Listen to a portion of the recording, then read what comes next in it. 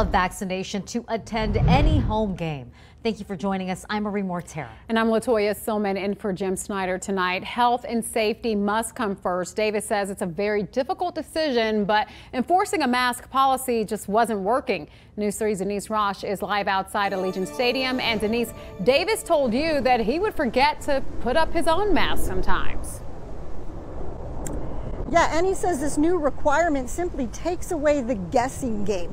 Now, fans will upload their vaccination information onto an app on their smartphone and then present that when they enter the game, giving Raider Nation a chance to cheer without a mask. Say goodbye to masks at home games for the Las Vegas Raiders, the team becoming the first in the National Football League to require all fans be vaccinated against COVID-19. Owner Mark Davis explaining the decision during a Tuesday morning news conference. I think people forget that we're still in the middle of a pandemic. It's not over yet. Davis says the organization is teaming up with Clear Health Pass, a free app on any smartphone that allows fans to upload their vaccination information. Season ticket holders who simply do not want to get this shot will be offered a full refund, or they can roll their ticket money over to next season. Davis says he understands not all fans will be happy. You're always worried about that because Raider Nation is one. We're really not a political party. You know, we have all kinds of people here. We're diverse, and we don't want to lose any fans. And again, I'll say this: if it's not you, it might be the person sitting next to you that we're keeping healthy. Davis says all full-time workers inside Allegiant are also required to be fully vaccinated. The players, however, are not. Team President Dan Fitrelli says that is covered by collective bargaining with the players' union.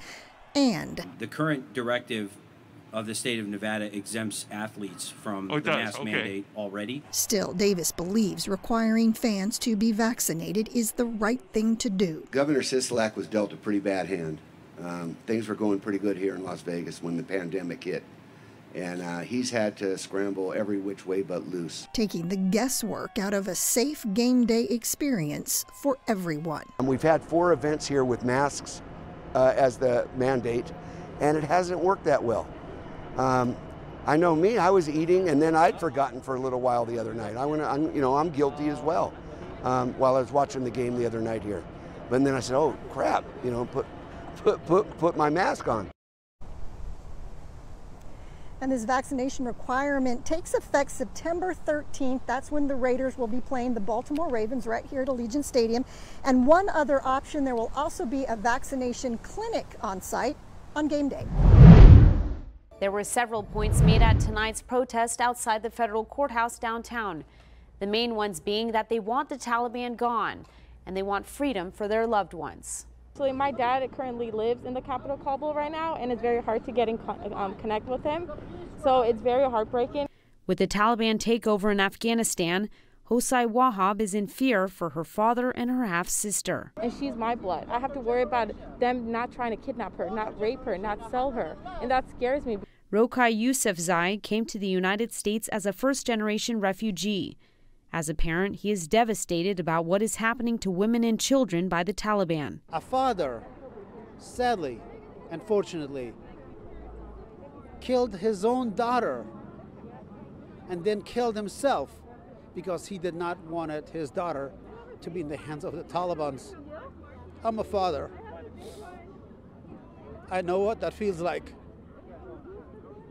Death to the Taliban! Death to the Taliban! Death to the Taliban! Free Afghanistan! Free Afghanistan! Like many other Afghans in Las Vegas, they are constantly wondering what will happen next to their families in their homeland, saying it didn't have to be this way. We want our voices heard. Our people back home are dying. Referencing the way the U.S. pulled out.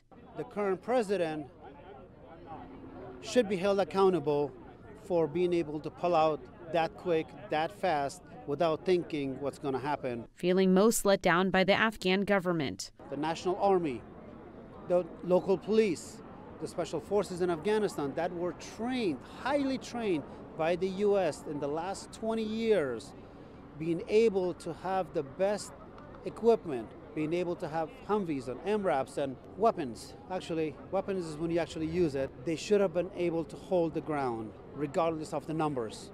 But unfortunately, they were ordered to stand down. Now these Las Vegans want the United Nations and lawmakers' help to evacuate their loved ones safely. There should have been a process. There should have been registration. When the treaty was signed to hand over Afghanistan on a silver platter, it also should have included a small, tiny little clause saying that let us do what we need to do for the people who deserve to be able to leave. Innocent people are grabbing onto tires of the plane, holding onto any part of the plane just so they can escape their homeland. Shows how much they're in danger and how much they need help. The organizers today saying they will be participating in another protest with other cities around the world on August 28th. Once again outside the federal courthouse. Back to you. All right, thanks so much, Tiffany. As Afghans evacuate from the country, News 3 spoke with Catholic Charities of Southern Nevada about resources available for them. And their Vice President of Immigration and Migration Services says they have not received any confirmation on the number of special immigrant visa holders that are coming to Nevada at this time, but they are preparing for them just in case.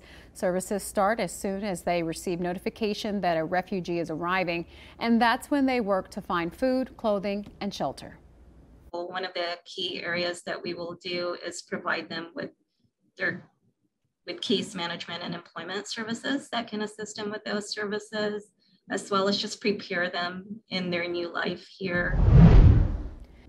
We're talking about a new partnership that involves a couple of entities that will open the door to a number of existing shows that have been successful in other parts of the world for the past 50 years and help bring them to Las Vegas. Well, I think Las Vegas is taking all the right steps around health and safety. Hervé Sedke is the CEO of Emerald, which puts trade shows together all over the world.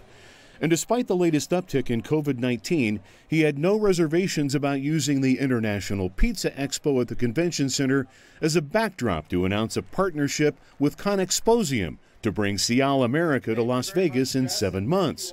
Cial is the world's largest network of food and drink fairs with 10 shows around the world each year. We're really committed to health and safety, and that's the #1 concern, of course, is to make sure that people that come to our shows are in a safe environment.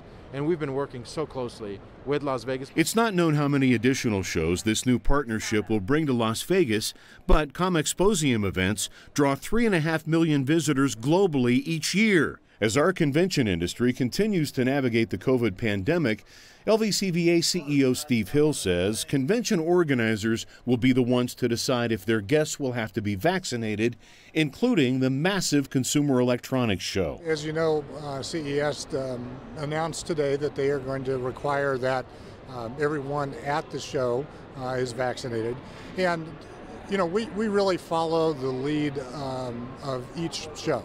So, and respect the decisions they make. That is, as long as convention organizers understand the COVID mitigation guidelines, whatever they may be at the time. We lease the building to the show, and so the show comes in and operates our facility.